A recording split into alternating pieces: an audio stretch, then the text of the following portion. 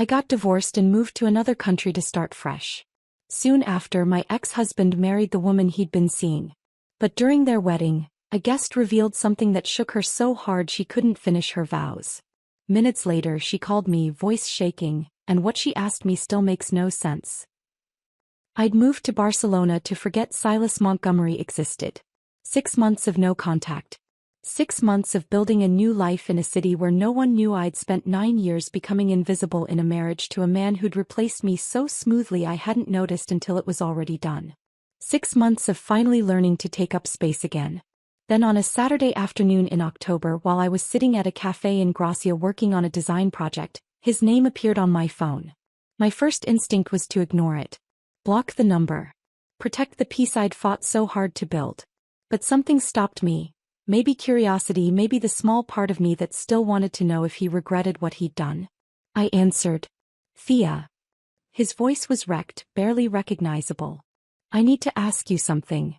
Not hello. Not how are you. Not I'm sorry for everything. Just straight to whatever crisis had made him break 6 months of silence. Did you know Victoria was married? Did you know and you didn't tell me? I pulled the phone away from my ear, stared at it like it had started speaking another language. What are you talking about? My wedding was today. To Victoria. Except it turns out she's already married. To Robert. My brother Robert. And then he told me everything. But to understand why that phone call felt like the universe finally balancing its books, you need to know how I got here. How a confident art school graduate with paint-stained hands and big dreams became a woman who packed her entire life into 4 suitcases and fled to another continent just to remember who she used to be. I met Silas Montgomery when I was 24, working at a small graphic design studio in Seattle's Capitol Hill neighborhood. I was fresh out of art school, still believing that talent and passion were enough to build a career. Still naive enough to think love meant finding someone who celebrated who you were instead of redesigning you into who they needed. He walked into Victrola Coffee one rainy Tuesday afternoon while I was sketching in my favorite corner booth.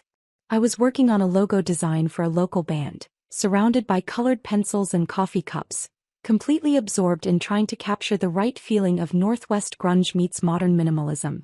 You're really talented, he said, appearing beside my table with the confidence of someone accustomed to his presence being welcomed. He wore a charcoal suit that probably cost more than my monthly rent, carried a leather briefcase that screamed corporate attorney, and had the kind of smile that made you feel like you were the only person in the room worth noticing. I should have heard the condescension in that sentence. The subtle surprise that someone like me, in my paint-splattered jeans and oversized cardigan, could create something worth noticing. But I was 24 and flattered that this polished, successful man saw me at all. We dated for 2 years. Looking back, I can see the pattern was there from the beginning, but I was too young and too in love to recognize it. Silas worked as an associate at Patterson and Hale, one of those corporate law firms where everyone spoke in acronyms I didn't understand and treated 100-hour work weeks as badges of honor. He introduced me to a world of charity galas and firm cocktail parties and restaurants where the menu had no prices and everyone knew which fork to use for which course. I thought he was showing me a bigger life. I didn't realize he was showing me how small mine was in comparison. The proposal came at one of those charity galas, the Emerald City Children's Foundation fundraiser, held at the Four Seasons with 500 guests in designer formal wear.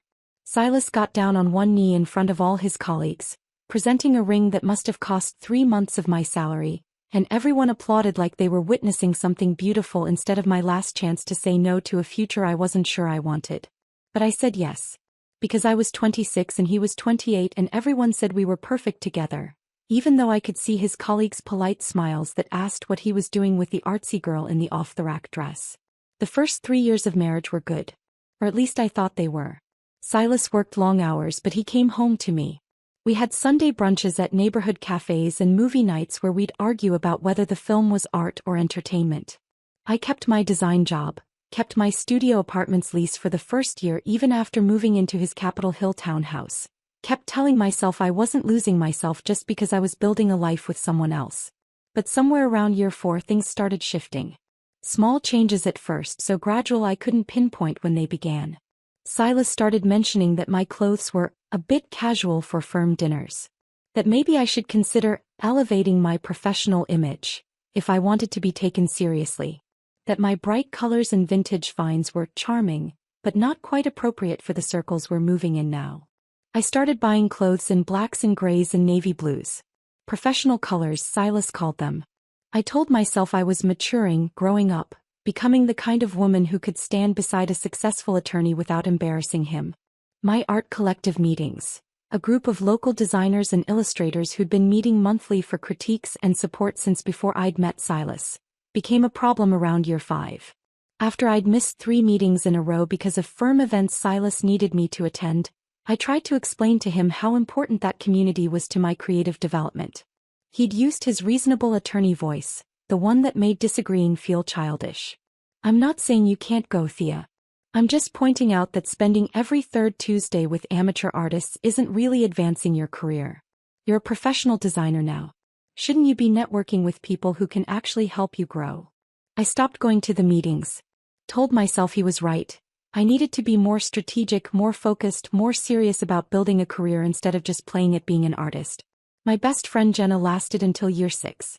She'd been my roommate in art school, the kind of friend who knew me well enough to call out my nonsense and love me anyway.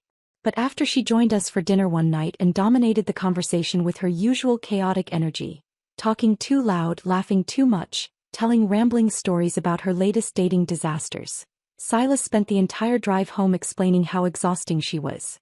"I like Jenna," he said in that careful tone that meant he absolutely didn't. "But her constant drama is emotionally draining. You're not 23 anymore. Maybe you need some space from friendships that aren't adding value to your life." I started seeing Jenna less. Responding to her texts with increasing delays. Making excuses about being too busy or too tired or needing to attend some firm function. She noticed. Of course she noticed, but I convinced myself Silas was right. That I was maturing. That real adult friendships weren't supposed to be so messy and demanding. My family gatherings in Portland became optional somewhere around year 7. My parents would invite us for birthdays, holidays, regular Sunday dinners, and Silas always had a reason we couldn't go. An important client meeting he needed to prepare for. A partner's retreat he couldn't miss. A Sunday morning where he desperately needed quiet time to decompress from the week. I started going alone, which meant listening to my mother ask carefully neutral questions about why my husband never came. Watching my sister Maya's eyes fill with concern she didn't voice because she didn't want to make me defensive.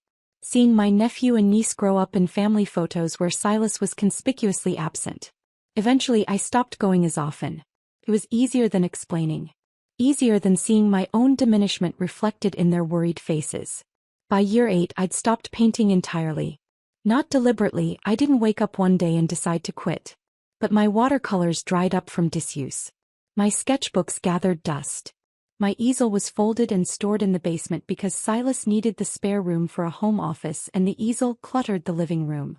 I'd wake up some mornings in our Capitol Hill townhouse, look at my closet full of gray and black clothes, my calendar empty of friend dates and family visits, my art supplies packed away in boxes I never opened, and wonder when I'd stopped being a person and started being just Silas's wife. Then Victoria Ashford entered our lives during year 6, and I didn't recognize her for what she was. The woman who'd been watching me disappear and taking notes on how to replace me. She was introduced at a firm cocktail party as the new CFO of Meridian Development, one of Patterson and Hale's major clients. Everything about her screamed success. Designer suit, perfect hair, the kind of confidence that comes from knowing exactly where you belong in the world. She talked fluently about quarterly projections and market positioning, laughed at inside jokes about SEC regulations, moved through the room like she owned it.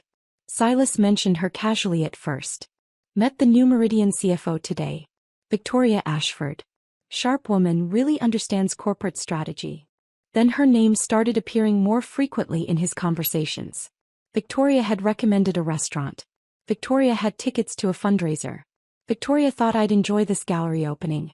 I didn't realize she was studying me. Learning everything about me so she could become my opposite. My replacement. She was always friendly when we interacted at firm events. Complimentary, even asking about my design work with apparent interest. Admiring my contributions to conversations even when I felt out of my depth discussing corporate law and business strategy. "You have such a creative eye," she told me once at a partner's dinner, touching my arm with what seemed like genuine warmth. Silas is lucky to have someone who brings that artistic perspective to his life. Though have you ever thought about getting an MBA? You could really maximize your potential with some business training to complement your creative skills. I'd smiled and thanked her, not recognizing the subtle message. You're creative, which is cute but not quite enough. The weekend work sessions started around year 7. Emergency contract reviews that required Silas at the office on Saturday mornings. Strategy meetings that ran late into Thursday nights. Client dinners that turned into drinks that turned into Silas texting me at 11 p.m. saying he'd just grab an Uber home, don't wait up. Victoria's name was always attached to these events. Victoria needs help reviewing the merger documents. Victoria invited some clients for drinks, important for the firm. Victoria and I are brainstorming strategy for the Meridian presentation. I didn't question it because I trusted him. Because after 8 years of marriage, you don't suddenly start suspecting your husband of cheating. Because Silas had never given me reason to doubt him before, and I couldn't imagine him being the kind of man who'd lie to my face while building a relationship with someone else. But that's exactly what he was doing. The divorce came as a shock, even though looking back I should have seen it coming. Silas sat me down one evening in February, 9 years into our marriage, and explained with the calm rationality of a man presenting a case to a jury that our marriage wasn't working. We want different things, he said. We've grown in different directions. You need someone who understands your artistic temperament. I need a partner who gets the demands of my career. He made it sound so reasonable. So mutual. So much like a natural conclusion to something that had simply run its course. I signed the papers 3 weeks later, too numb to fight, too convinced by his logic that we'd simply grown apart. I moved out of the townhouse into a temporary sublet, divided our belongings with the efficiency of people who'd stopped loving each other so gradually they couldn't remember when it had happened. Then 3 weeks after I'd moved out, Jenna sent me a screenshot that shattered the entire narrative Silas had constructed. It was from the Seattle Times Society page. A photo from the Emerald City Gala, one of those charity events where Seattle's elite paid $1,000 a plate to feel philanthropic. Silas stood next to Victoria, both holding champagne flutes, his hand resting on her lower back in a gesture of easy intimacy. They were smiling at each other like they shared secrets, like they'd been together for months. Maybe years. The caption read, "Power couple Silas Montgomery and Victoria Ashford steal the show at this year's Emerald City Gala." Power couple. Not colleagues. Not friends. Power couple. I'd stared at that photo for hours, zooming in on details, trying to determine when the picture had been taken. The gala had been 2 weeks after our divorce was finalized. Which meant they'd waited exactly 2 weeks before going public. Which meant everyone at that event, all of Silas's colleagues, all of Victoria's business contacts, probably half of Seattle's legal and business community, knew they were together. Which meant I'd been the last to know my marriage was over. Jenna's text had been simple. "I'm sorry, T. I thought you should know what everyone's been saying." Everyone had been saying. Past tense. They'd already known. While I'd been shrinking myself, trying desperately to be the wife Silas needed, everyone else had been watching him build a new relationship right in front of me. That's when I'd booked the flight to Barcelona. 4 days later, I'd boarded a plane with 4 suitcases containing everything I owned that still felt like mine. I'd taken a permanent remote position with an international marketing firm, rented a tiny apartment in Gracia, and started the work of figuring out who Thea was when she wasn't performing the role of Silas Montgomery's wife. 6 months. That's how long it had been since I'd left Seattle. Since I'd heard Silas's voice or thought about Victoria or allowed myself to wonder whether the divorce had been my fault or his or some combination of both that I'd never fully understand. 6 months of learning to take up space again. Of wearing bright colors because I liked them. Of making friends who were loud and messy and exactly the kind of people Silas would have found exhausting. Of painting again for myself without worrying whether it was professional enough or serious enough or advancing any kind of career. And now his voice was in my ear, wrecked and desperate, telling me that Victoria, the woman who'd replaced me, the woman who'd perfected everything I'd failed at, was married. Still married. To his brother. And he wanted to know if I'd known. If I'd kept it secret.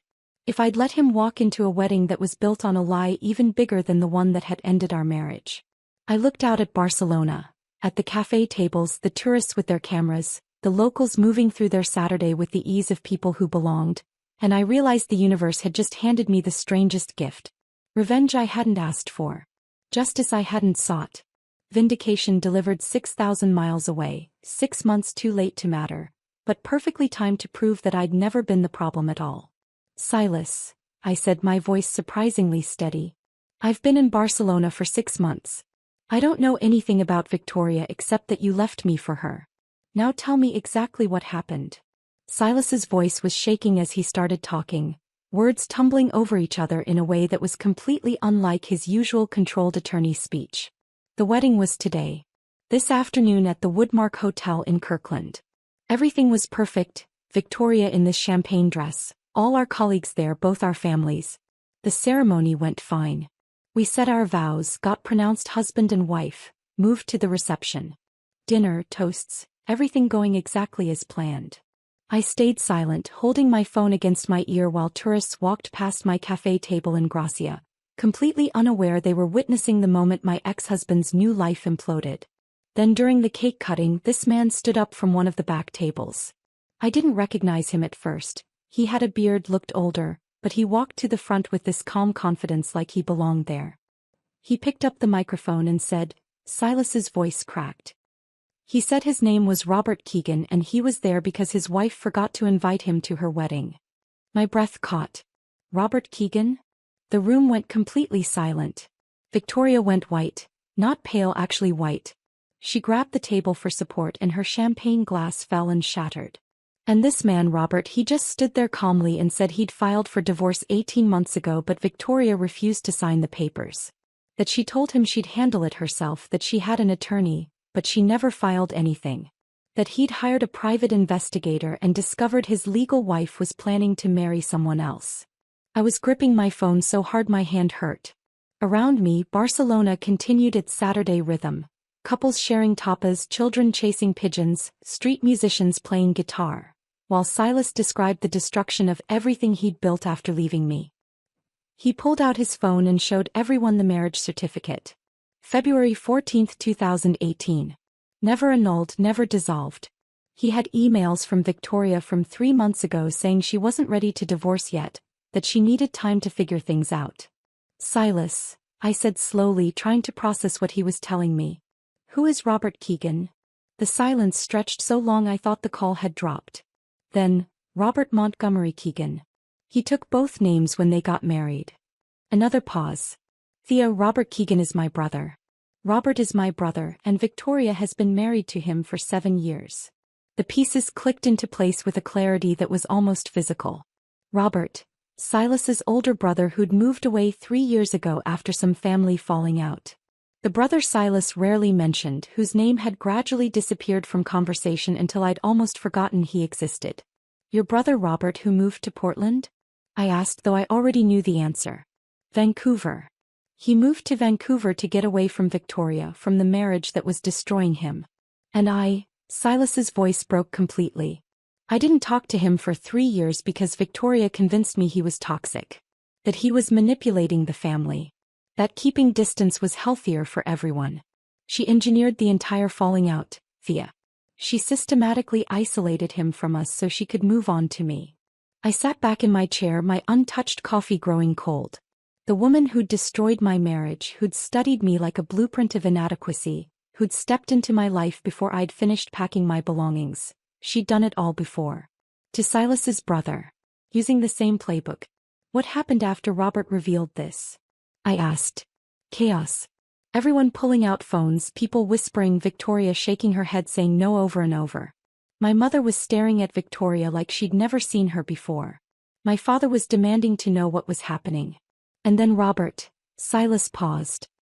He looked directly at me and said, I think you should know that I'm not just Victoria's husband. I'm also your brother, Silas. Or I was before the family falling out that Victoria engineered to keep us apart. You didn't recognize him? Not at first. The beard, the years apart, but then I really looked and I saw him. My brother. Who I'd cut off because Victoria said he was jealous of my success, bitter about his own failures, trying to sabotage our relationship. And he was standing in my wedding reception telling a room full of people that my bride was still married to him. I could picture the scene so clearly it felt like watching a movie. The elegant hotel ballroom, the shocked guests, Victoria's perfect facade cracking in real time. Part of me felt vindicated. But mostly I felt a strange, detached curiosity about how Victoria had thought she could pull this off. "What did you do?" I asked. "I left. Just walked out." Left Victoria standing there in her wedding dress with 200 witnesses watching everything fall apart. "I've been sitting in my car in the parking lot for, I don't know, an hour? 2 hours. I called you because I needed to know if I knew," I finished. "If I was somehow part of exposing her." "Yes," he said quietly. "I know that sounds insane, but Victoria kept saying afterward that someone must have told Robert, must have planned this, and I thought maybe you—" "Silas." I cut him off, keeping my voice level. "I've been in Barcelona for 6 months. I blocked you on social media the day I left Seattle. I had no idea you were getting married today. I didn't even know Victoria's last name until 3 minutes ago. I've spent 6 months deliberately not knowing anything about your life. I know. I know that logically. But I'm sitting here trying to understand how everything I thought was real turned out to be a lie, and you're the only person who might understand what that feels like." The irony wasn't lost on me. Silas calling me his first wife, to process the betrayal of his second wife. The woman he'd left me for had destroyed him in the exact same way she'd destroyed his brother, using the same methods of manipulation and isolation, and now he wanted comfort from the person who'd tried to warn him years ago that something about Victoria didn't feel right. Except I hadn't warned him. I'd been too busy shrinking myself, trying to be good enough, assuming the problem was me. "Did she do this to you too?" Silas asked, his voice barely above a whisper. "Did Victoria manipulate you, isolate you, make you feel like you were the problem when really she was just clearing the path to me?" I thought about the last 2 years of our marriage. Victoria appearing more frequently in our lives. Dinners with work people that always included her. Weekend events where Silas needed to attend because Victoria needed his help with presentations. How gradually my friends had stopped being invited. My art shows became scheduling conflicts. My family gatherings were too far to drive for just a weekend. I thought about how Silas had started criticizing everything. My career, my clothes, my priorities. How nothing I did was quite right, quite enough, quite what he needed. How I'd spent 2 years becoming smaller and quieter and more apologetic until I'd almost disappeared entirely. And I thought about how quickly he'd moved on after our divorce. How Victoria had been right there, ready to step into the space I'd left, like she'd been waiting backstage for her cue. "Yes," I said quietly. "She did it to me too." I heard him break. Actually break. The controlled attorney facade that had survived a public wedding disaster finally shattered. And he was just a man who'd lost everything. His marriage, his brother, his dignity, to someone who'd played them all like chess pieces. "I'm sorry," he whispered. I'm so sorry. For everything. For not seeing it. For letting her convince me you were the problem. For not fighting for us when I should have." I looked out at Barcelona. At the Gracia neighborhood I'd come to love, at the cafe where I'd spent countless mornings working on designs, at the life I'd built from the ruins of our marriage. 6 months of learning to take up space again. 6 months of wearing bright colors because I liked them. 6 months of painting for myself, making friends who were loud and messy and exactly the kind of people Silas would have found exhausting. "I'm not sorry," I said, and I meant it. "If you hadn't left me for her, I'd still be in Seattle trying to be someone I'm not, still thinking I was the one who wasn't enough. Victoria destroyed our marriage, but she also freed me to figure out who I actually am. How are you so calm about this?" "Because I'm 6,000 miles away. Because I have a life here that neither of you can touch. Because her destroying our marriage was the best thing that ever happened to me, even though it didn't feel like it at the time." Silas was quiet for a long moment. I could hear traffic in the background, probably the parking lot at the Woodmark Hotel where he'd fled from his ruined wedding. "What do I do now?" "You get a lawyer, a good one, not you, and you make sure that wedding is nullified. You call Robert and apologize for 3 years of being a terrible brother. And you figure out who you are without someone like Victoria telling you who to be. Will you?" He stopped, started again. "Can I call you sometimes? Not to get back together, just, you're the only person who understands." I considered this. 6 months ago I would have said yes immediately, desperate for any connection to him, any sign that I'd mattered. But I'd spent 6 months learning to be alone without being lonely, to build a life that was wholly mine. "No," I said gently. "You need to do this on your own, Silas. You need to sit with it, feel it, figure it out yourself. That's the work. And I need to keep building my life here without being pulled back into your chaos. That's fair. His voice was thick with tears. Are you happy? In Barcelona. I smiled, looking around at the street I'd walked hundreds of times, the cafe where the barista now knew my order, the balcony visible from where I sat where I'd spent countless evenings painting the city that had welcomed me when I had nowhere else to go. I'm getting there, I said. Some days are better than others. But yes, I think I am. Good. You deserve that. We said goodbye, not closure exactly but acknowledgement. I put my phone down and sat there for a long time, processing what had just happened. Victoria's perfect life had imploded in the most public way possible. Silas was facing consequences for choosing her over me, over his brother, over his own judgment. Robert had finally been heard after 3 years of being silenced. Me. I was in Barcelona, exactly where I needed to be, with a life I'd built for myself and a strange sense that the universe had just balanced its books in the most unexpected way. My phone buzzed with a text from an unknown Seattle number. This is Robert Montgomery Keegan. Silas gave me your number. I hope that's okay. I wanted to say thank you. I stared at the message, confused, then typed back. Thank you for what? I didn't do anything. His response came quickly. Exactly. You didn't warn them. You didn't interfere. You let the truth surface on its own. Sometimes that's the kindest thing you can do. I stared at Robert's text message, trying to understand what he meant. Thank you for not warning them. You didn't interfere. You let the truth surface on its own. My fingers hovered over the keyboard, unsure how to respond. Around me, the café in Gracia continued its Saturday afternoon rhythm. The clinking of coffee cups, conversations in Catalan and Spanish, a street musician setting up his guitar across the plaza. My peaceful Barcelona morning had been interrupted by Silas's call, and now his brother, a man I barely remembered meeting, was thanking me for something I hadn't done. I typed, I still don't understand. I've been in Barcelona for 6 months. I didn't even know about the wedding until you both told me. Robert's response came quickly, like he'd been waiting. Can I call you? This is easier to explain with actual conversation. Before I could decide if I wanted that, my phone was ringing. Robert's number. I answered, still trying to piece together how I'd become part of a story I hadn't been present for. Hi. Thank you for picking up. His voice was different from Silas's. Deeper, rougher around the edges without that polished attorney cadence. I know this is strange. You don't know me and I'm calling you on what should be a normal Saturday in your new life. But I needed to talk to someone who'd survived Victoria, and you're the only other person who has. I'm not sure I survived her, I said. I just ran away to another country. That's surviving. Trust me. He paused and I heard traffic noise in the background. I'm actually sitting in a hotel parking lot right now. Left the wedding venue about an hour after my dramatic entrance. Couldn't stay in Seattle tonight. Too many people wanting to dissect what happened. So I drove north, found a hotel near the Canadian border, and I've been sitting here trying to figure out what comes next. I leaned back in my cafe chair, cradling my phone against my shoulder. Silas said Victoria refused to sign divorce papers. That you filed 18 months ago. I did. February of last year. She kept saying she'd handle it herself, that she had an attorney, that I should just be patient. So I waited. And waited. Kept calling her lawyer. Turns out she never hired one.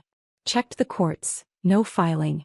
Meanwhile, she was already with Silas, already building her next life while keeping me legally tied to her. Why? The question came out sharper than I intended. If she wanted to be with Silas, why not just divorce you? Robert was quiet for a moment. Control, I think. As long as we were married, she had a safety net.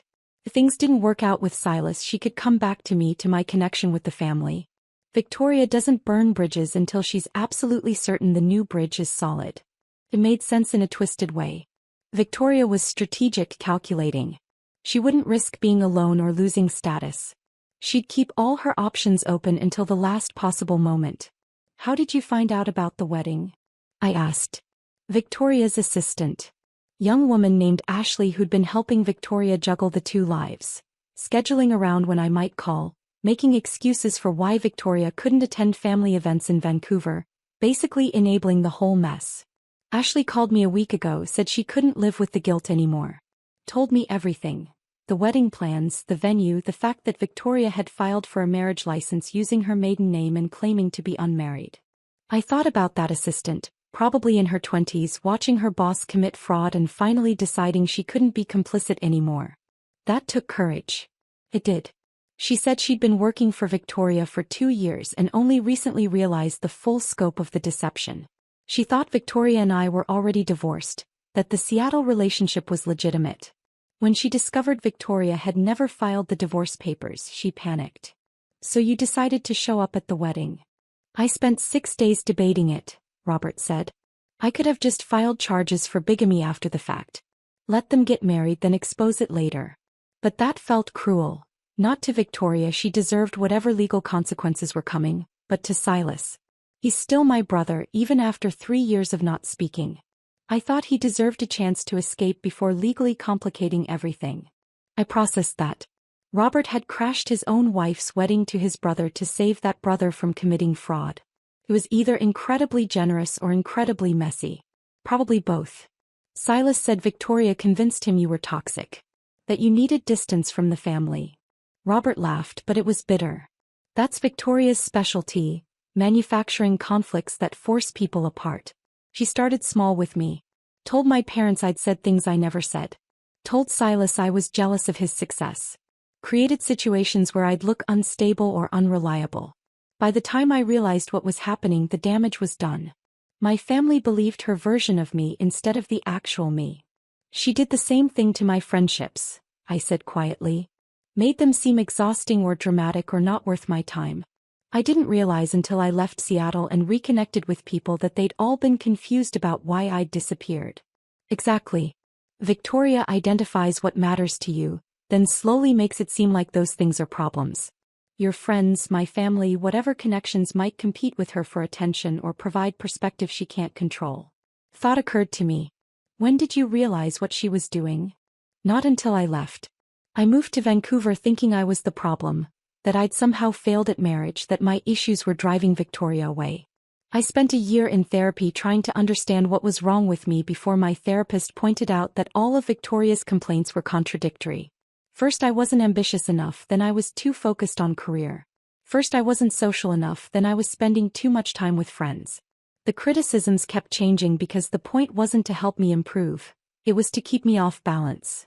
I closed my eyes, feeling that description in my bones. Silas did the same thing after Victoria entered our lives. Nothing I did was right, but the definition of right kept shifting. Because you weren't the problem. Victoria was, but she'd convinced Silas to be her spokesperson. Robert paused. Can I ask you something? When did you realize your marriage was over? I thought about that. Honestly, not until I saw a photo of Silas and Victoria at a charity gala 3 weeks after our divorce was finalized. They looked like they'd been together for years. The caption called them a power couple. That's when I understood I'd been replaced long before Silas asked for the divorce. That must have been brutal. It was. But it also freed me in a weird way. I'd spent months thinking I'd failed, that if I'd just been better somehow, we could have made it work. Seeing that photo made me realize no amount of being better would have mattered. Victoria had decided she wanted my life and she was going to take it regardless of what I did. She wanted mine too, Robert said. Or more accurately, she wanted access to my family, specifically to Silas. I was just the stepping stone. We were both quiet for a moment. Two people who'd been used and discarded by the same woman, comparing notes on our mutual destruction. Thea, can I tell you why I texted you? Robert asked. Why I said thank you? Please. Because I genuinely don't understand. You were on the guest list for the wedding. Did you know that? I sat up straighter. What? Victoria had you on the original guest list. Your name was typed in then crossed out by hand. I saw it when Ashley sent me the planning documents. Victoria wanted you there. Or at least she wanted the option of you being there. Probably as some kind of power move.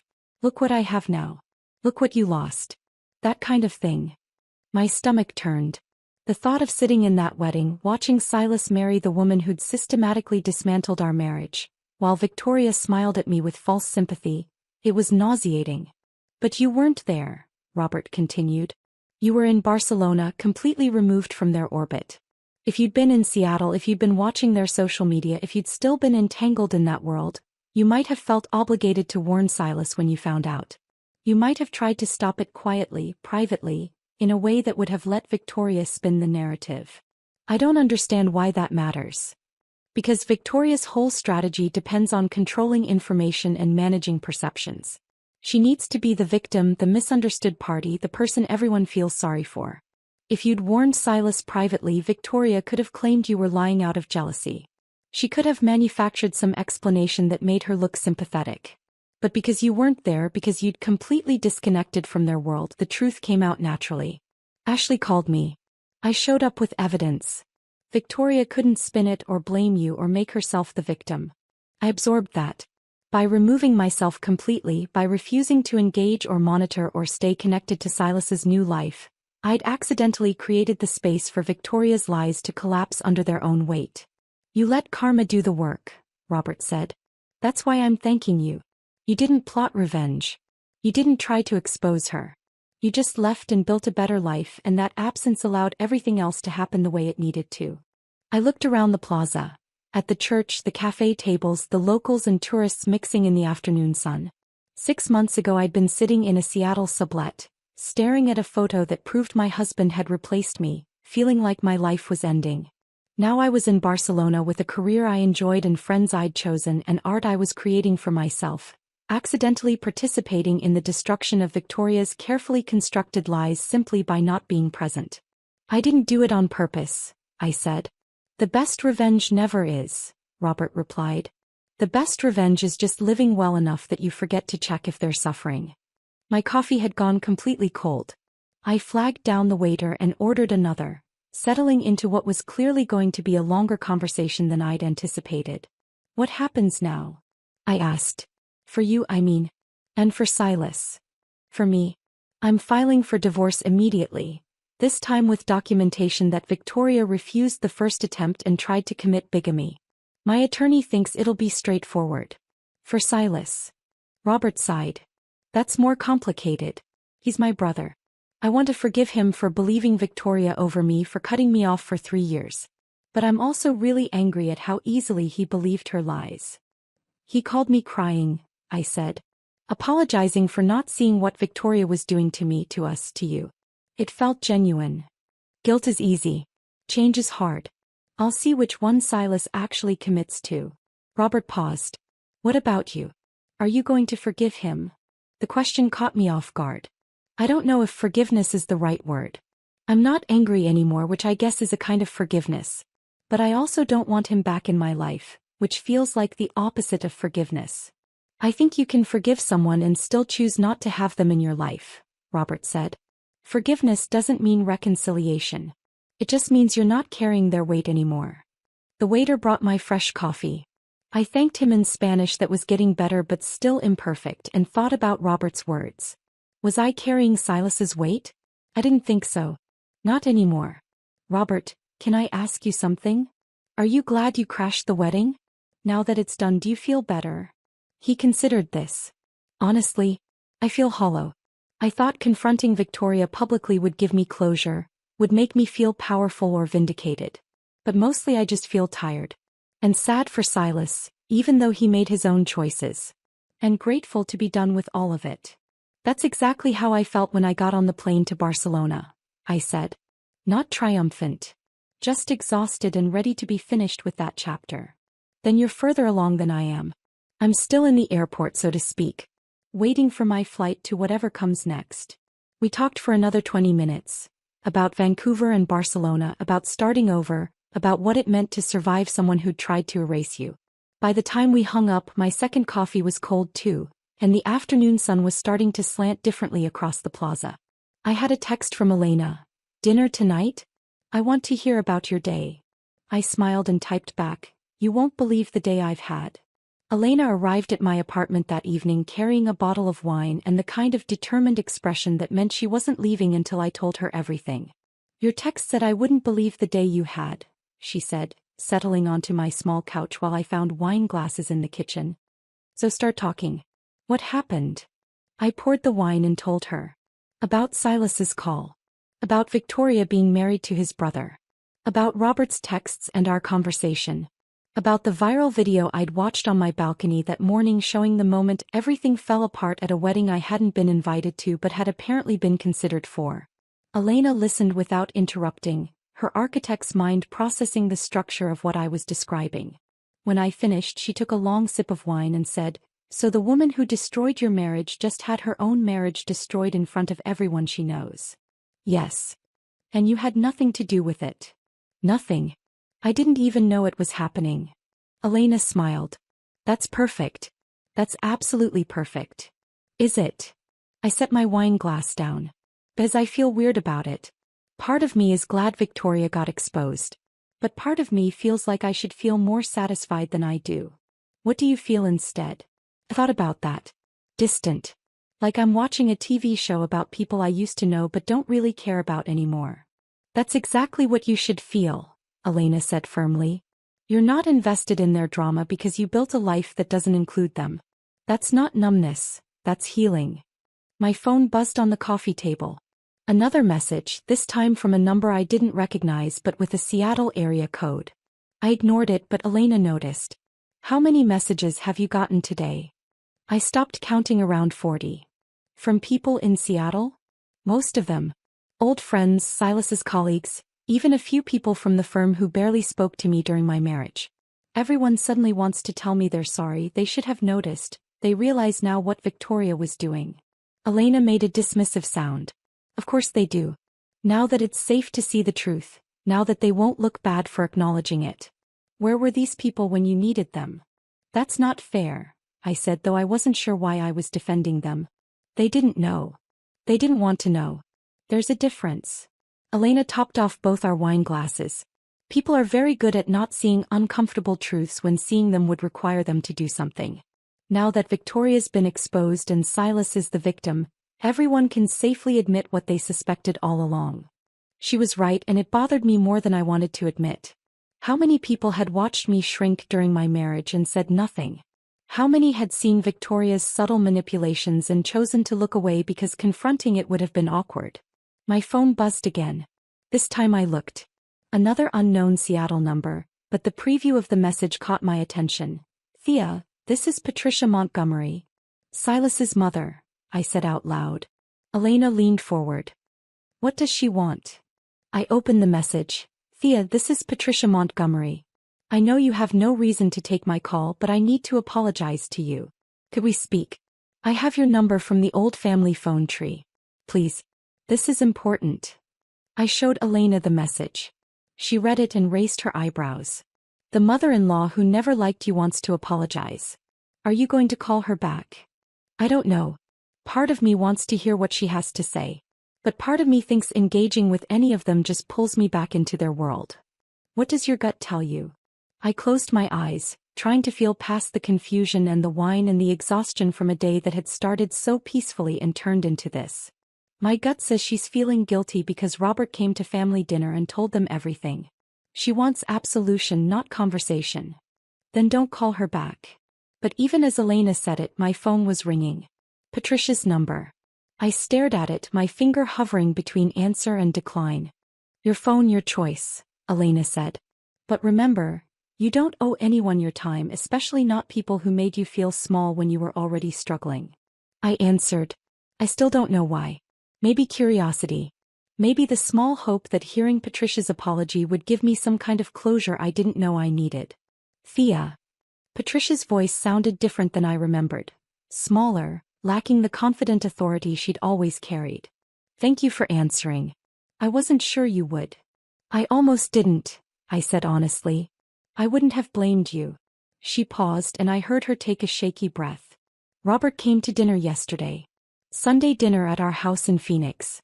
First time in 3 years we've all been together. He told us everything." I waited, saying nothing. "He told us how Victoria manipulated the family situation. How she created conflicts that made him look unstable so we'd support her when she pushed for distance between him and Silas. How she systematically isolated him while positioning herself as the daughter-in-law we'd always wanted." Patricia's voice cracked. "And we believed her.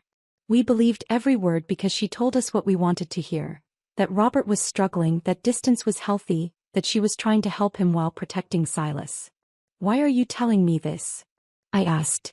"Because after Robert explained the pattern with him, I started seeing the same pattern with you. How Victoria would express concern about your marriage at family dinners. How she'd say things like, 'Thea seems overwhelmed,' or, 'I worry Silas doesn't have the support he needs at home.' How she'd compliment you in ways that somehow made you sound inadequate." Patricia was crying now, her words coming between gasps. "I said terrible things about you, Thea. I told Silas you were holding him back from partnership. I made that comment at your anniversary dinner about how successful couples operate as a team while looking right at you. I believed Victoria when she painted you as the problem because it confirmed what I'd already thought, that Silas had married wrong." Elena was watching me carefully, reading my expressions. I kept my face neutral, not wanting to show how much Patricia's words were affecting me. "I'm sorry," Patricia said. "I'm so sorry for how I treated you. For believing Victoria's lies. For not seeing that she was poisoning my view of you so she could take your place. You deserved better from me. From all of us." I looked out my apartment window at Barcelona settling into evening, lights coming on in other apartments, people heading home from work, the city transitioning from day to night with the easy rhythm I'd come to love. This life was mine. This peace was mine. And Patricia's apology, however genuine it might be, couldn't change the past or give me back the years I'd spent feeling inadequate in her eyes. "I appreciate you calling," I said carefully. "I do. But Patricia, I need you to understand something. I've spent 6 months rebuilding myself. Figuring out who I am without Silas, without your family, without Seattle. And I won't, let this situation pull me back into that world." "I'm not asking you to come back," Patricia said quickly. "I'm just asking for your forgiveness. I don't know if I can give you that right now. Maybe someday. But right now, I'm still learning how to exist without feeling like I need to earn anyone's approval." Patricia was quiet for a long moment. "That's fair. That's more than fair. But Thea, can I tell you one more thing?" I almost said no. Almost hung up and blocked the number and went back to my peaceful Barcelona evening. But something in her tone made me say, "Okay." "Robert showed us photos yesterday. Photos Victoria had deleted from the family cloud but he'd saved. Photos of you at family gatherings from the early years of your marriage, before Victoria entered the picture. You looked so alive in those photos. Happy, confident, like you belonged. And then we looked at more recent photos from the last 2 years and you looked like a ghost. Like you were fading away right in front of us." My hand tightened on the phone. "I didn't see it when it was happening," Patricia continued. "Or I saw it and convinced myself you were just adjusting to Silas's career demands, becoming more mature, growing up. But looking at those photos side by side yesterday, I couldn't deny what I was seeing. Victoria drained the life out of you, and we let her do it because she was telling us you were the problem." Elena reached over and squeezed my free hand. She couldn't hear Patricia's words, but she could see what they were doing to me. "Robert said you moved to Barcelona," Patricia said. "Started over completely. Are you happy there?" It was the same question Silas had asked. But coming from Patricia it felt different. Less about guilt and more about genuine curiosity. "I'm getting there," I said.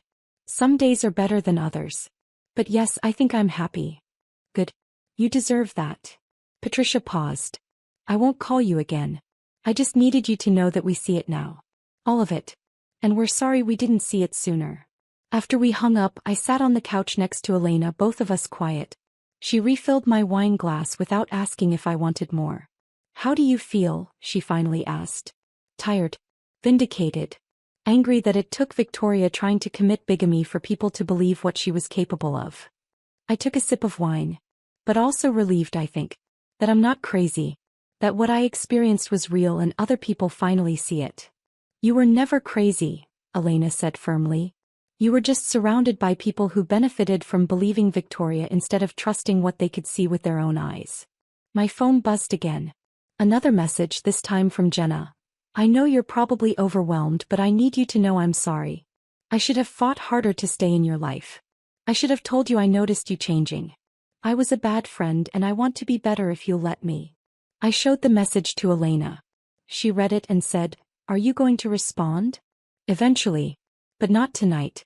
Tonight I just want to sit here with you and drink wine and remember that I have a whole life here that Victoria never touched." Elena lifted her glass. To lives Victoria never touched. We clinked glasses and drank, and I felt something settle in my chest. Not closure exactly, but maybe the beginning of understanding that the best revenge wasn't Victoria's public humiliation or Patricia's guilty apology or even Silas's devastation. The best revenge was this: sitting in my Barcelona apartment with a friend I'd chosen, drinking wine I'd picked out, living a life I'd built entirely for myself. A life where Victoria Ashford was just a name from my past instead of the architect of my present. My phone kept buzzing throughout the evening. More messages, more apologies, more people suddenly seeing what they'd missed. But I put it on silent and focused on Elena, on our conversation about everything except Seattle and Silas and Victoria. When Elena finally left around midnight, I stood on my balcony looking out at the Gracia neighborhood. Tomorrow I'd deal with the messages. Tomorrow I'd figure out how to respond to people who wanted forgiveness or connection or just to feel less guilty about their silence. But tonight I just existed in the life I'd chosen. And that felt like enough. Tuesday morning I woke to find my phone had died overnight, still on silent from when I'd muted it during Elena's visit. I plugged it in and watched as notification after notification loaded. 37 new messages, 12 missed calls, voicemails I'd never listened to. I made coffee and carried it to my balcony, leaving my phone inside. The Gracia neighborhood was waking up around me. The bakery on the corner opening its doors, the smell of fresh bread drifting up to my fourth-floor apartment, children walking to school with their parents, old men setting up their dominoes game at the cafe across the street. This was my life now. This quiet morning routine. This city that didn't know or care about Seattle's latest scandal. And I realized I wanted to keep it that way. I spent the morning working on a design project for Global Reach, a brand identity for a sustainable fashion startup in Amsterdam. The work required focus, which was exactly what I needed.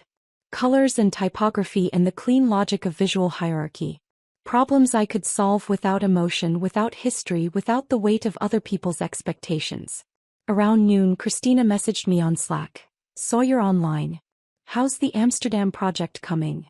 I updated her on my progress, sent over preliminary mock-ups, waited for feedback. Her response came quickly. "This is excellent. Bold without being aggressive. Exactly what the client needs.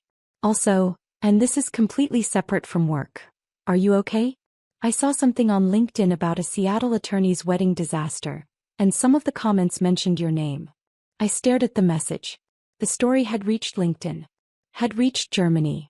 Had reached my boss, who'd hired me specifically because my portfolio showed talent, not because she knew anything about my personal life. I typed back, "I'm fine. Long story involving my ex-husband and his terrible choice in women. Doesn't affect my work. I wasn't worried about your work. I was worried about you." The simple kindness of that statement made my throat tight. "Thank you. I'm actually okay. It's weird, but I'm okay." "Good. Take the afternoon off if you need it. The Amsterdam project isn't due until Friday." But I didn't take the afternoon off. I worked because working kept me grounded, kept me focused on something I could control. By 3 p.m., I'd finished the preliminary designs and sent them to Christina for review. Then I finally looked at my phone. Most of the messages were variations on the same theme. People from Seattle expressing shock, offering support, apologizing for not seeing Victoria's manipulation sooner. I scrolled through them with increasing detachment, realizing that these messages weren't really for me. They were for the senders, absolving themselves of guilt, performing the concern they should have shown years ago. But one message stood out. From Robert. "My lawyer says Victoria finally signed the divorce papers. She doesn't want to fight it. Her attorney advised that fighting would only make the criminal investigation worse. It should be final in about 60 days. Strange how the end of a 7-year marriage comes down to signatures and paperwork and lawyers advising you to give up." I called him instead of texting back. He answered on the first ring. "Hey," he said, sounding tired. "Didn't expect to hear your voice. How are you doing?" I asked. "Really doing, not the version you tell people who are checking in." He was quiet for a moment. "Honestly, I feel hollow. I thought confronting Victoria publicly would give me closure, would make me feel powerful or vindicated. But mostly I just feel exhausted. And sad for Silas, even though he made his own choices. And grateful to be almost done with all of it." "That's exactly how I felt when I got on the plane to Barcelona," I said. Not triumphant. Just tired and ready to be finished with that chapter. When does it stop feeling heavy? Robert asked. When do you wake up and not immediately think about everything that happened? I looked around my apartment, at the paintings I'd hung, at the art supplies spread across my dining table, at the view of Barcelona from my balcony. I don't know if it ever completely stops, but it gets quieter. The thoughts become background noise instead of the main event. You start having days where you forget to think about it until evening, then eventually you have days where you don't think about it at all.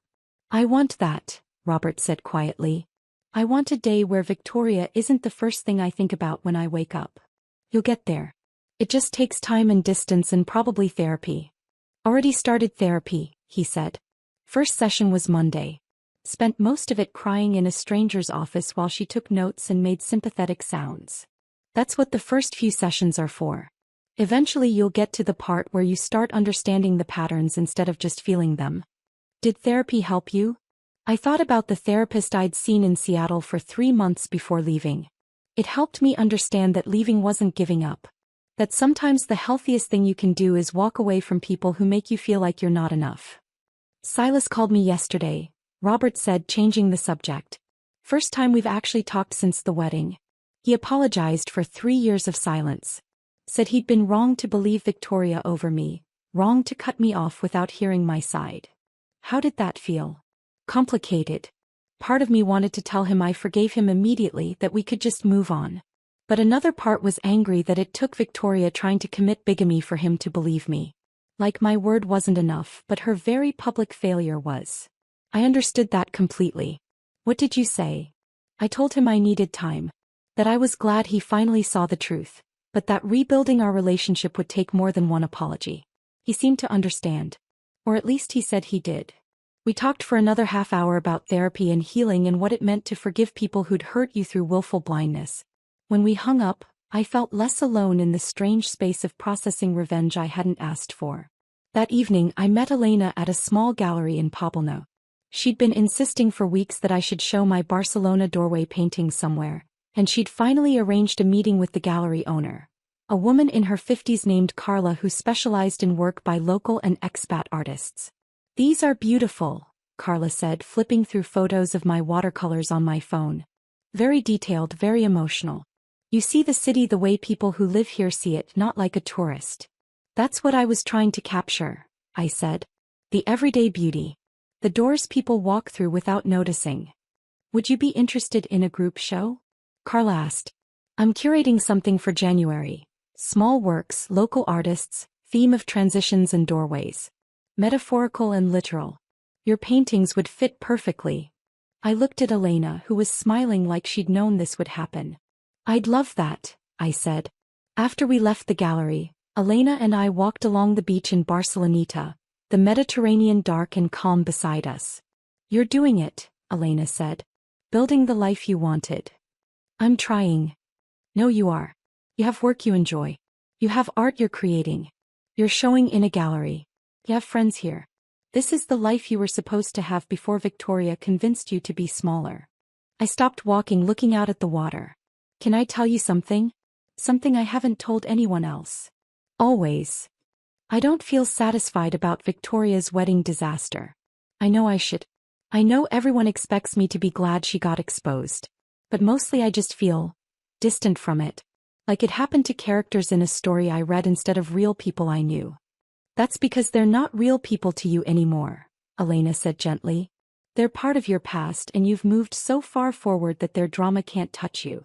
That's not numbness, that's healing. Then why do people keep asking if I'm going back to Silas? Why does everyone assume that now that he knows the truth, I'll want him back? Elena turned to face me fully. Because people are obsessed with reconciliation stories. They want the satisfying ending where the wronged wife gets vindication and the apologetic husband, and everyone lives happily ever after. But that's not what healing actually looks like. Healing looks like you standing on a Barcelona beach, more concerned about your gallery show than your ex-husband's drama. I smiled despite myself. When did you get so wise? 2 years of therapy after my divorce. Very expensive wisdom. She linked her arm through mine and we started walking again. The question everyone should be asking isn't whether you'll go back to Silas. It's whether you're happy with the life you've built without him. And am I? You tell me. I thought about my apartment, my work, my upcoming gallery show, the friendships I'd built with Elena and her circle. I thought about Saturday mornings at the market and coffee at my favorite cafe and the way Barcelona had become home without me noticing the exact moment it happened. Yes, I said. I think I am happy. Not perfectly, not completely, but genuinely happy in a way I wasn't for years before I left. Then that's your answer to everyone who asks about Silas. You're not going back because you're already exactly where you want to be. We walked the rest of the beach in comfortable silence and I felt something settle in my chest. The revenge I'd gotten without planning wasn't about Victoria's public humiliation or Silas's guilt or even all the people apologizing for not seeing what was happening. The revenge was this, being happy without them. Building a life so full that their drama became background noise. Standing on a beach in Barcelona talking about my gallery show instead of obsessing over what my ex-husband was doing 6,000 miles away. That night I finally responded to Jenna's message about reconciliation. I'm not going back to Seattle or to Silas. I'm building something here that's entirely mine and I'm not giving it up. But I appreciate you asking. How are you? Her response came quickly. I'm proud of you. And I miss you. Can I come visit? I want to see this life you've built. I smiled and typed back, yes. Come visit. I'll show you my Barcelona. Then I put my phone away and opened my laptop, pulling up the Barcelona doorway paintings I'd been working on. I had 3 months until the gallery show. 3 months to create enough work to fill a wall. 3 months to prove that the best revenge wasn't destruction. It was creation. Outside my window, Barcelona was settling into night. Somewhere in Seattle, Silas was probably still processing the implosion of his wedding. Victoria was probably dealing with legal consequences and professional fallout. Robert was probably lying awake in Vancouver, trying to figure out who he was without the weight of a failed marriage. But I was here, painting doorways in a city that had welcomed me when I had nowhere else to go. And that felt like exactly where I was supposed to be. The painting was almost finished when my phone rang Wednesday evening. I'd been working on a watercolor of a door in the Gothic Quarter. Deep blue wood with brass fixtures, worn stone steps, a ceramic number plate that had probably been there for a century. The kind of detail that required steady hands and patience, both of which vanished when I saw Robert's name on my screen. I wiped my hands on a rag and answered. Hey. Can you talk? His voice was different than our previous conversations. Tighter, more controlled, like he was holding something back. Of course. What's wrong? Nothing's wrong exactly. Things are just moving faster than I expected. He paused and I heard papers rustling. My attorney filed the new divorce papers today. This time we included everything. Documentation that Victoria refused to sign the previous filing, evidence of her continued representation as a single woman despite our legal marriage, proof she attempted bigamy with the marriage license application. I set down my paintbrush, giving him my full attention. How long until it's final? 60 days if Victoria doesn't contest it. My attorney thinks she won't. Her lawyer advised her that fighting would only make things worse. But that's not why I called. He took a breath. The prosecutor's office is reviewing the case for criminal charges. Criminal charges against Victoria? Bigamy is a felony in Washington. She signed a marriage license application claiming to be unmarried while still legally married to me. That's fraud against the state, perjury on an official document. And because she used her maiden name Ashford professionally while her legal name was Keegan, there are questions about whether she committed fraud on business contracts too. I tried to process what this meant. Victoria hadn't just destroyed her personal life, she'd potentially committed multiple crimes that could follow her for years.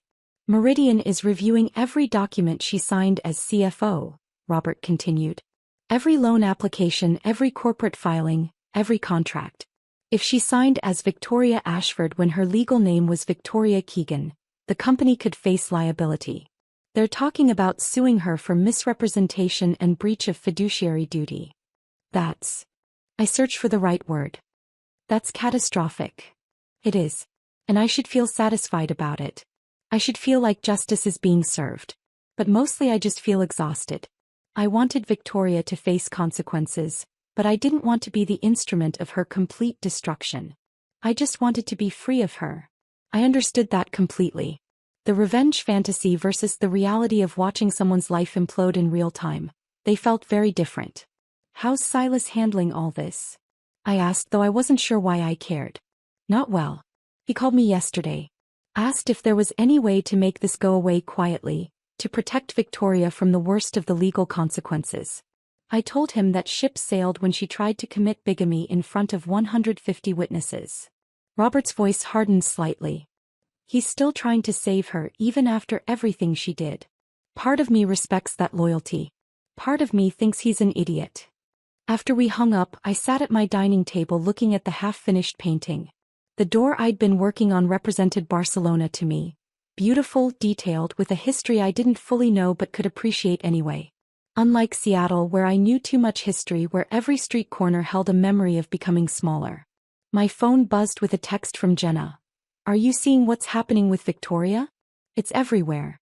Seattle's legal community is in full gossip mode. I hadn't been checking. Hadn't opened Twitter or Instagram in days. Hadn't searched Victoria's name to see what new information had emerged. The distance I'd felt earlier in the week had solidified into genuine disinterest. But curiosity made me open Twitter. The hashtag Seattle wedding scandal was still trending locally.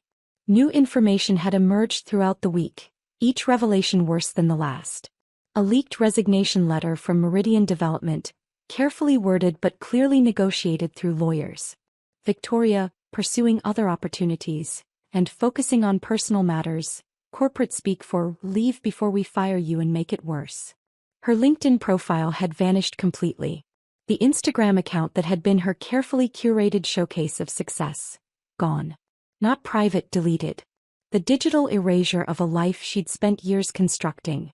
Someone had posted screenshots of legal filings. Meridian's lawsuit against Victoria for misrepresentation. The Bar Association opening an investigation into Silas's conflict of interest, dating a client's CFO while his firm represented that client. Victoria's landlord filing eviction proceedings. The comments were vicious in their schadenfreude. People who'd worked with Victoria came forward with stories I recognized too well. Colleagues she'd undermined, projects she'd sabotaged, reputations she'd destroyed while maintaining her own image as the competent professional everyone could trust. A former Meridian employee had created a Twitter thread that had gone semi-viral. Thread. Working with Victoria Ashford taught me everything about professional manipulation. Here's what I learned. I scrolled through it, reading descriptions of Victoria's tactics. How she'd identify ambitious colleagues and position herself as their mentor, then slowly sabotage them while seeming helpful. How she'd take credit for team successes and blame team members for failures. How she'd manufacture conflicts between co-workers to prevent them from comparing notes about her behavior.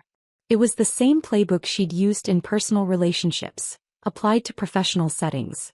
Victoria had one strategy that she deployed everywhere. Identify what people wanted, become the person who could provide it, then use that dependency to control and eventually betray them. My phone rang. Jenna this time not texting. Have you been watching this unfold? She asked without preamble.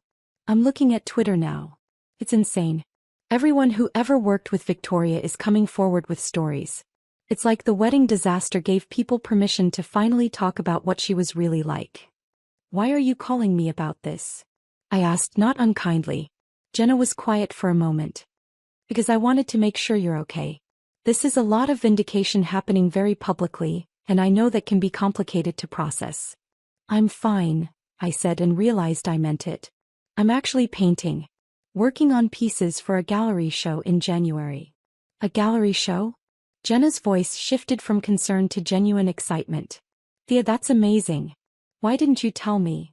Because it just happened last week. And because I've been deliberately not thinking about Seattle and Victoria and all of this. But aren't you glad? Jenna pressed. Aren't you satisfied that everyone finally sees what she did? I looked at my painting.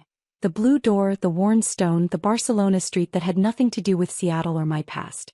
I'm glad the truth came out. I'm glad Robert is getting free. I'm glad Silas finally understands what happened. But satisfied? I don't know. Mostly I just feel distant from all of it. How can you feel distant? This is about you. About what she did to you. It was about me. Past tense. Now it's about Victoria facing consequences for her own choices, and I'm just a footnote in someone else's story. Jenna didn't understand. I could hear the confusion in her silence. She wanted me to be triumphant, vindicated, glowing with satisfaction that my enemy had fallen. But I'd moved past needing that satisfaction. I should go, I said gently. I'm in the middle of painting and the light is perfect right now. After we hung up, I turned my phone completely off. Put it in a drawer in my bedroom where I wouldn't be tempted to check it. Then I went back to my painting and lost myself in the details of a door I'd walked past dozens of times without really seeing.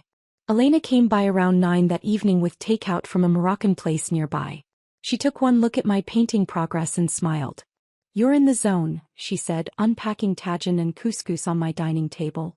Good. That's where you should be. I washed my hands and joined her at the table. Everyone keeps asking if I'm satisfied about Victoria's consequences. If I'm glad she's losing everything. Are you? I don't know. Thought I would be. I spent months fantasizing about Victoria getting exposed, about Silas realizing what he'd lost, about everyone seeing the truth. But now that it's happening, I just feel removed from it. Elena served us both food, her movements efficient and practical. That's because you've already moved on. Victoria's destruction isn't your climax, it's her ending. You've already had your climax and resolution. You left Seattle, built this life, found yourself again. Victoria's consequences are just epilogue to a story you've already finished. I sat with that thought while we ate. He was right. The most important part of my story had already happened. The leaving, the rebuilding, the slow realization that I could be happy without Silas, without Seattle, without any of the life I'd thought I needed. Can I tell you what I think the real revenge is? Elena asked, pouring us both wine. Please. The real revenge is that you're sitting here eating Moroccan food and talking about your gallery show instead of obsessively tracking Victoria's downfall. The real revenge is that she's become irrelevant to your happiness. She destroyed your marriage thinking she was taking something valuable, but what she actually did was free you to build something better. When did you become so wise about revenge? I asked, smiling. After my divorce, I spent a year trying to make Carlos jealous. Dating men I didn't like, posting photos of my fabulous life, making sure mutual friends told him how well I was doing. Then one day I realized I was still letting him control my choices. I was still performing for his attention even though we were divorced. Real freedom came when I stopped caring whether he noticed. I raised my glass. To not caring whether they notice. We clinked glasses and drank, and I felt something final settle in my chest. Victoria's life was imploding in Seattle. Silas was struggling with guilt and professional consequences. Robert was nearly free. And I was in Barcelona, eating Moroccan food with a friend, working on paintings for a gallery show, living a life that had nothing to do with any of them. That night, after Elena left, I stood on my balcony looking out at the Gracia neighborhood. Lights and windows, people moving through their evenings, the city existing without drama or scandal or revenge. Just life happening at its own pace. My phone was still off, buried in a drawer. Tomorrow I might turn it on and deal with whatever messages had accumulated. Or maybe I wouldn't. Maybe I'd spend the day painting instead, finishing the blue door piece and starting the next one. The choice was mine. That was the real power, not Victoria's destruction but my complete freedom to ignore it. To care or not care on my own terms, according to my own timeline, without reference to anyone else's expectations. I went back inside and returned to my painting, working by lamplight until my eyes grew tired. The door was taking shape, intricate, detailed, beautiful in its ordinariness. Just like the life I was building, one careful brushstroke at a time. The painting of the blue door was finally finished when my phone lit up with Silas's text Sunday evening. I'd been standing back from my dining table, examining the watercolor from different angles, deciding if it needed any final touches. The Mediterranean light I tried to capture looked right. Warm but not harsh, the kind of afternoon glow that made Barcelona feel golden. I was reaching for my phone to take a photo when the message appeared. Can we talk? I need to see you. I'll fly to Barcelona if that's what it takes. Please, Thea. I read it 3 times, each time feeling a different emotion. First surprise. Silas wanted to fly 6,000 miles to see me. Then irritation. Of course he thought he could just show up in my carefully constructed new life. Finally, clarity. This was the moment I'd been preparing for without knowing it. The old Thea would have said yes immediately. Would have felt obligated to give him closure, to hear his apology in person, to offer comfort because that's what 9 years of marriage had trained me to do. But 6 months in Barcelona had taught me something crucial. I didn't owe anyone access to my peace. I didn't text back. I called him instead, wanting him to hear my voice so there would be no ambiguity. Thea.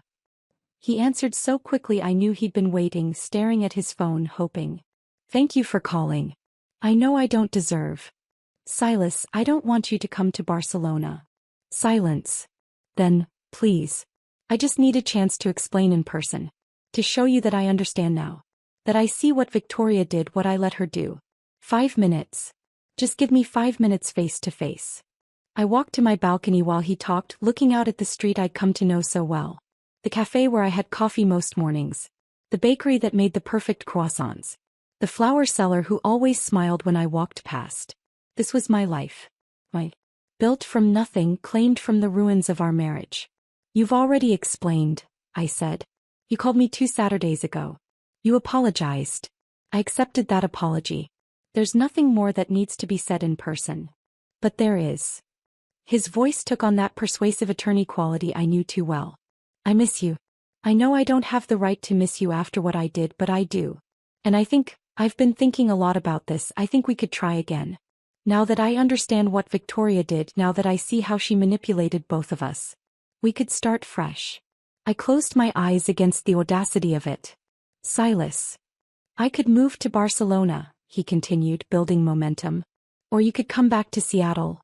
I know that's asking a lot, but hear me out. Or we could find somewhere new together.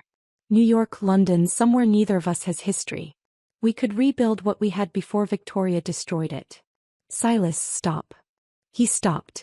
I don't want to try again. Not now. Not ever.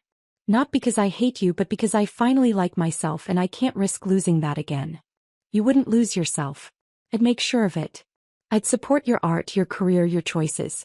I'd be different this time. I swear I'd be different. I sat down on my balcony chair, phone pressed against my ear, trying to find words for something I'd only just figured out myself. That's the problem. You're still talking about what you would do. What you'd give me permission to be. What you'd allow. But I don't need your permission anymore. I don't need you to support my choices because my choices aren't subject to your approval. He was quiet for a long moment. I don't understand.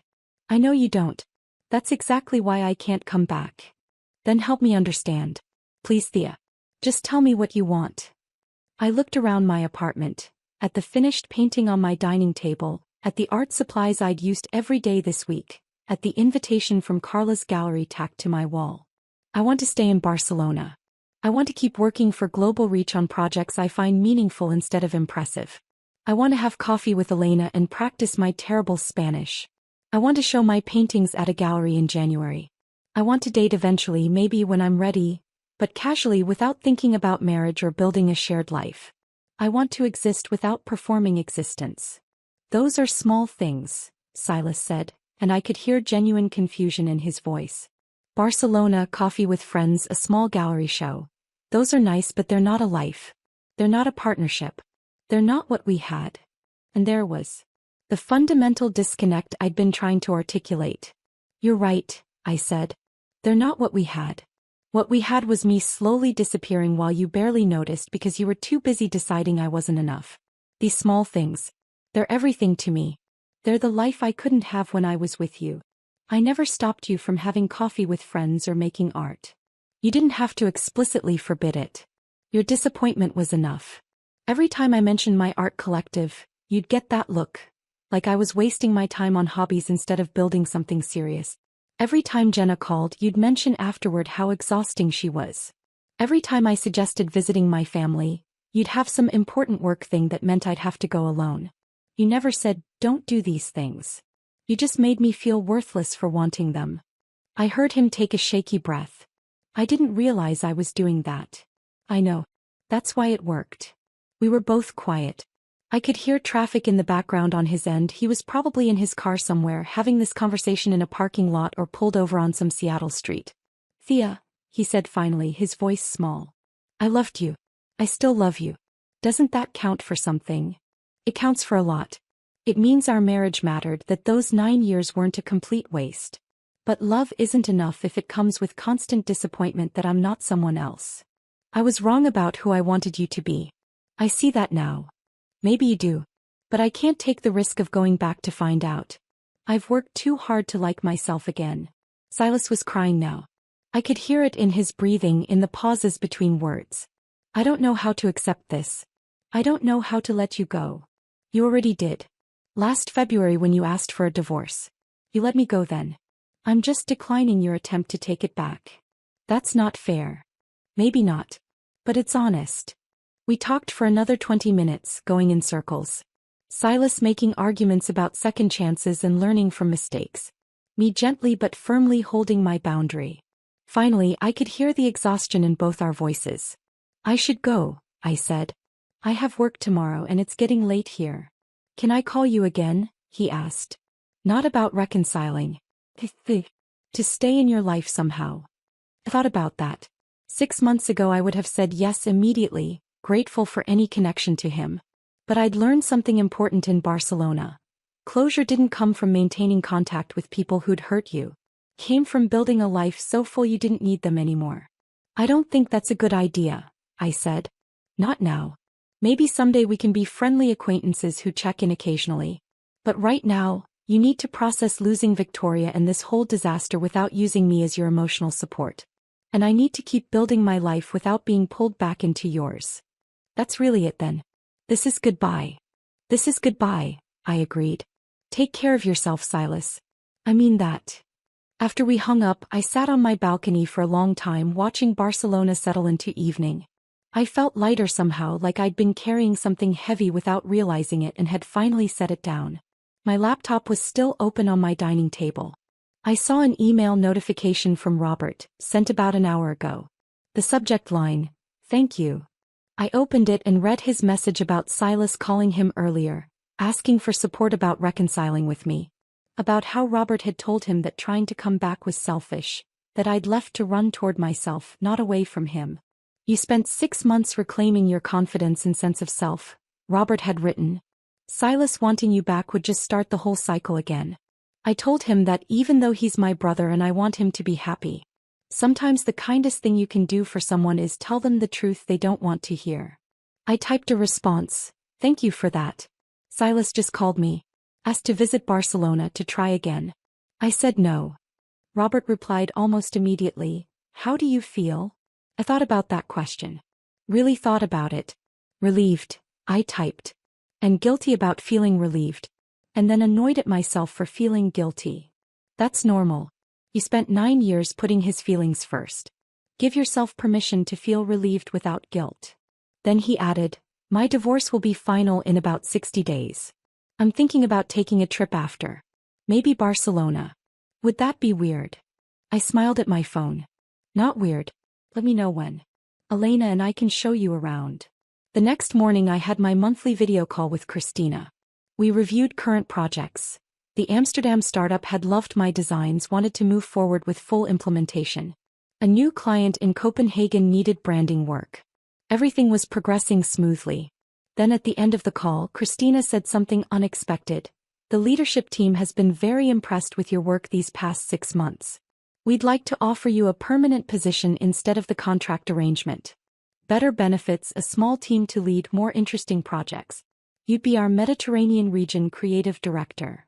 Mediterranean Region Creative Director.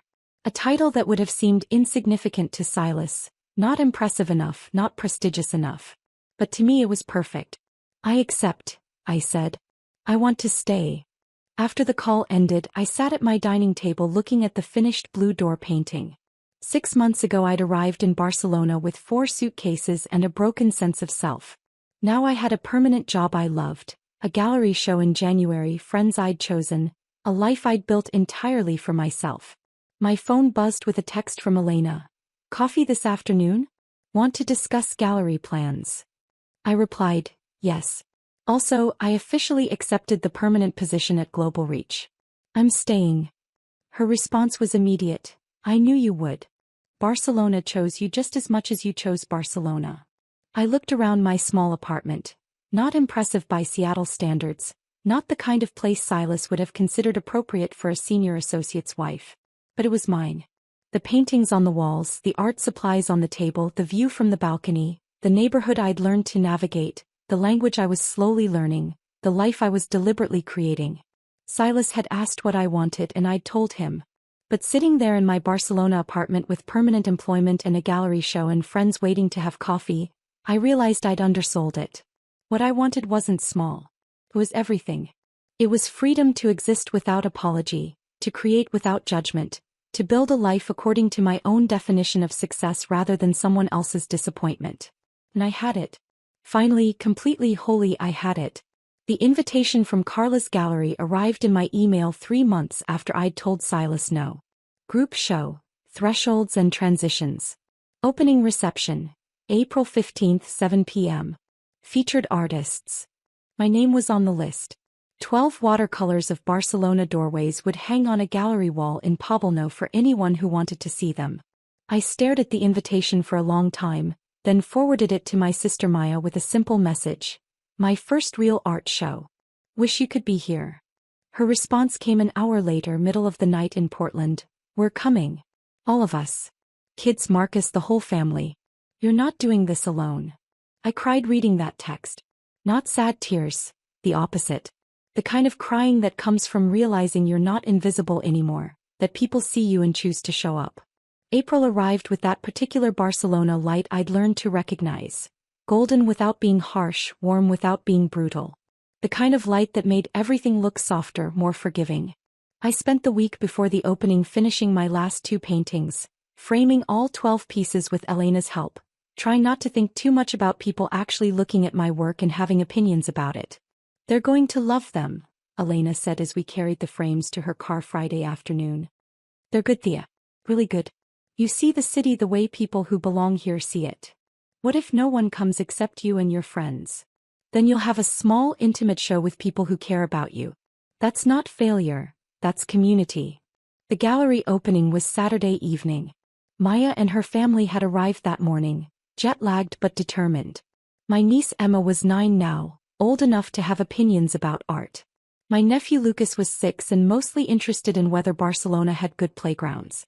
I met them for lunch at a cafe in Alborn, watching Maya look around with the expression of someone trying to understand how her sister had ended up here in this life so far from everything familiar. It's beautiful, she said finally. Not just the city. You look different. Lighter. I feel different. Mom wanted me to tell you she's sorry she couldn't come. Dad's surgery is next week and she didn't want to leave him. I know. She sent me a video message. It made me cry. Maya reached across the table and squeezed my hand. I'm proud of you. For leaving, for starting over, for doing this. She gestured vaguely at Barcelona around us. For choosing yourself. That evening, standing outside Carla's gallery in Poblenou, I felt my stomach flip with nerves. Through the window I could see my paintings already hung, soft lighting making the colors glow. People were starting to arrive.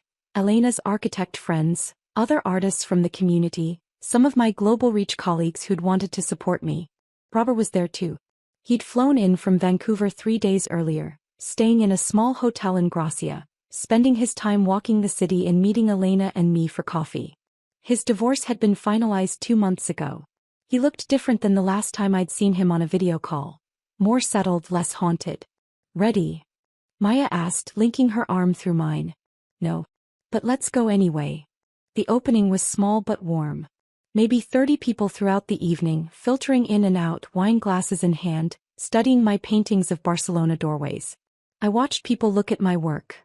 Really look, taking time with each piece, and felt something expand in my chest. Robert stood in front of the painting of the blue door in Gracia for a long time before calling me over. This is my hotel, he said. I walked past this door every day this week. But I never really saw it until I saw your painting. You notice things other people miss. That's what 6 months of trying to disappear will do, I said. You start paying attention to doorways, wondering what's on the other side. And now you're on the other side, Robert said. You walked through. Maya approached with Emma, who'd been studying each painting with serious concentration. Anthea, why did you only paint doors? Why not whole buildings? Because doors are transitions, I said. They're the moment between one place and another. Between who you were and who you're becoming. Emma nodded like this made perfect sense. I like the blue one best. It looks happy. My phone buzzed in my pocket. I almost ignored it, but something made me check. A text from a number I'd deleted months ago but still recognized. Jenna told me about your gallery show. Congratulations. I mean that sincerely. I hope you're happy, Thea. You deserve to be. Silas. Texting me for the first time since our phone call 3 months ago. I stepped outside the gallery into the cool April evening and typed back. Thank you. I hope you're finding your way too. His response came quickly. I'm trying. Started therapy finally. Reconnected with Robert. We had dinner last week, first time in years we actually talked. Realized how much Victoria had poisoned even before she got between us. Anyway, I won't bother you again. Just wanted you to know I'm genuinely glad you're doing well. I showed the exchange to Robert when I went back inside.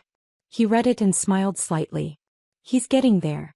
Still has work to do, but he's trying. Are you okay? I asked. With him texting me? I'm fine. Silas is my brother.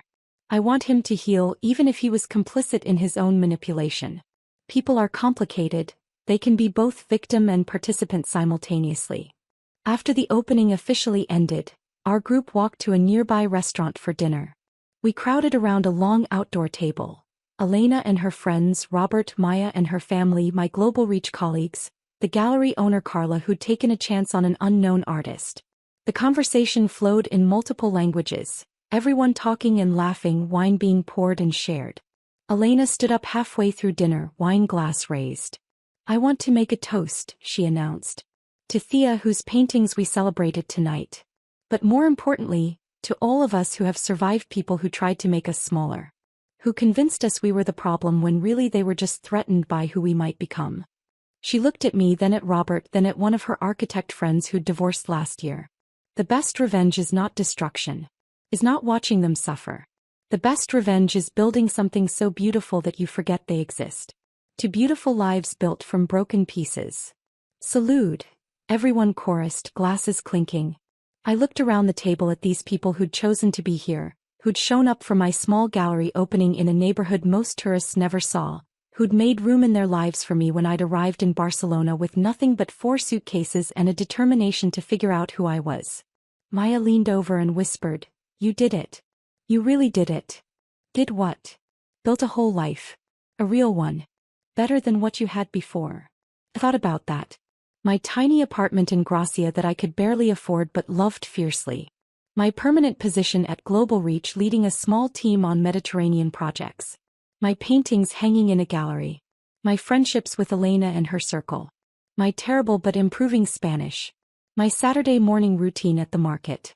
My favorite cafe where the barista knew my order. Yeah, I said. I think I did. The next morning I woke early before Maya and her family, and walked to my usual cafe in Placa de la Vila. The same cafe where I'd been sitting when Silas's call had shattered my peace 6 months ago, when the wedding disaster had pulled me briefly back into Seattle's drama. I ordered café con leche and sat at my usual outdoor table with my sketchbook. My phone buzzed with messages.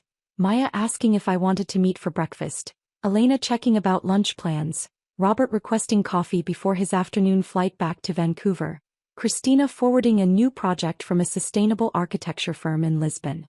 Each message represented a thread of the life I'd woven here. Work I'd chosen. Friends I'd made. Family who showed up. A community I'd built from nothing in a city that had welcomed me when I had nowhere else to go. I thought about Victoria, whose career had imploded and whose name had become a cautionary tale in Seattle's business community. About Silas, who was slowly rebuilding himself through therapy and reconnection with his brother.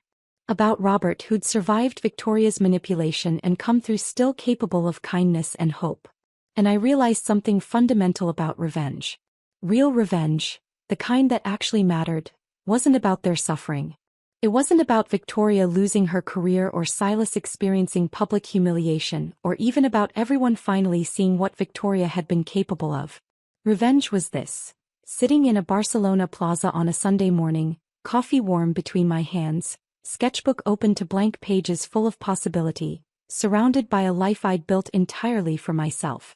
Revenge was remembering that 6 months ago I'd felt broken and worthless, and now feeling whole while knowing I'd never been the problem at all. Revenge was not needing to check Silas's social media or track Victoria's consequences or require updates on how their lives were unraveling. Revenge was the complete and total indifference that comes from being too busy living well to measure anyone else's suffering.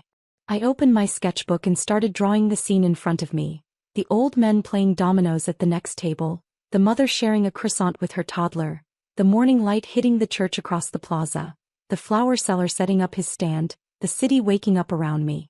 Not because anyone had commissioned it. Not because it would hang in a gallery or sell for money. Just because I wanted to. As I could. Because this was my life now and I was finally, completely, wholly present in it. My phone buzzed again. "Robert, coffee at 2? Want to see your neighborhood before I leave?"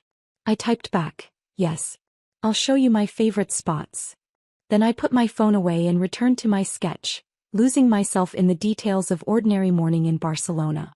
The life I'd built wasn't dramatic or impressive by Seattle standards. I wasn't a senior associate's wife anymore. I wasn't climbing any corporate ladder or attending charity galas or living in a renovated townhouse. But I was an artist with work in a gallery. A designer leading a team on meaningful projects. A friend who showed up for coffee and language exchanges and weekend walks. A sister whose family flew across an ocean to celebrate with her. A person who took up space without apologizing, who created without seeking permission, who existed fully and completely as herself. Victoria had tried to take my life and replace me in it. Instead, she'd accidentally freed me to build something better than I'd ever imagined possible. The barista brought me a second coffee without me asking, knowing my routine. I smiled my thanks in Spanish that was still imperfect but improving. Around me, Barcelona continued its Sunday morning rhythm. Church bells, conversations, children playing, life happening at its own unhurried pace. I was part of that rhythm now. Not a visitor, not someone passing through, but someone who belonged. Someone who'd walked through her own doorway and found home on the other side. That was the real revenge. Not destruction but creation. Not watching them fall but building something so beautiful I forgot to check if they were watching. I picked up my pencil and continued sketching, capturing the morning light and the quiet joy of a life that was finally, completely, entirely mine. If this story of quiet revenge and finding yourself again had you hooked, hit that like button right now. My favorite part was when Robert crashed the wedding and exposed Victoria's lies in front of everyone. What was your favorite moment? Drop it in the comments below. Want more incredible stories of justice, healing, and starting over? Subscribe and hit that notification bell so you never miss an upload.